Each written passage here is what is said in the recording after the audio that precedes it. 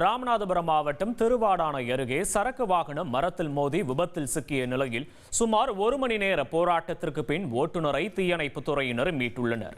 கூடுதல் விவரங்களை செய்தியாளர் கண்ணதாசன் வழங்க கேட்கலாம். கண்ணதாசன், வணக்கம். தற்போது என்ன நிலவரம், அங்க விவரங்கள்? வணக்கம். ராமநாதபுரம் மாவட்டம் திருவாடானை அருகே தொண்டி மதுரை தேசிய நெடுஞ்சாலையில் இன்று அதிகாலையில் கேரளாவிற்கு மீன் ஏற்றி சென்றுவிட்டு திரும்பிய வாகனம் அந்த நாகப்பட்டினத்தைச் சேர்ந்த காடம்பாடி பகுதியைச் சேர்ந்த ஜெயபால் என்பவர் அந்த வாகனத்தை ஓட்டி வந்தார்.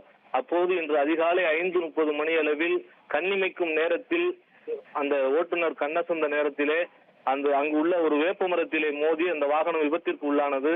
அந்த வாகனத்தின் முன்பகுதியில் ஓட்டுநர் அமரும் இருக்கை பக்கம் மிக அதிகமான விபத்து ஏற்பட்டதால் அந்த நெறிபாடுகளுக்குள் சிக்கி ஓட்டுநர் உயிருக்காக ஆபத்திற்காக போராடி கொண்டிருந்தார். அப்பொழுது அங்கு இருந்த அக்கம் பக்கத்தினர் உடனடியாக சற்றும் தாமதிக்காமல் திருவாடானை தீயணைப்பு துறையினருக்கு தகவல் தெரிவித்து உடனடியாக அங்கு விரைந்து வந்த திருவாடானை தீயணைப்பு துறையினர் அந்த ஓட்டுநர் சிவானந்தம் என்பவரை சுமார் 1 மணி நேர போராட்டத்திற்கு பிறகு அவரை மீட்டுள்ளனர். மீட்டு அதன் பிறகு திருவாடானை தாலுகா அரசு மருத்துவமனைக்கு முதலுதவி சிகிச்சைக்காக அனுப்பி வைத்தனர்.